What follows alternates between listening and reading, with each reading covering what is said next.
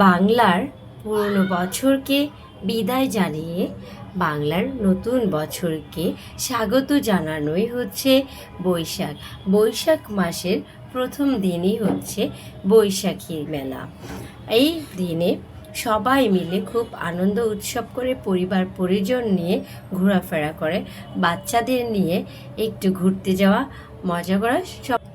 বৈশাখের এই দিনটিকে আনন্দময় করে তুলতে বিভিন্ন জায়গায় মেলা বসে। আর বাবা মারা এই দিনটি ছুটি পেয়ে বাচ্চাদের নিয়ে ছুটে যায় এই মেলাতে, আনন্দ উৎসব করে দিনটি কাটিয়ে দেয়। ছোটদের সাথে সাথে বড়রাও এই দিনটি উপভোগ করে থাকে, মিলেমিশে আনন্দে হাসি খুশিতে।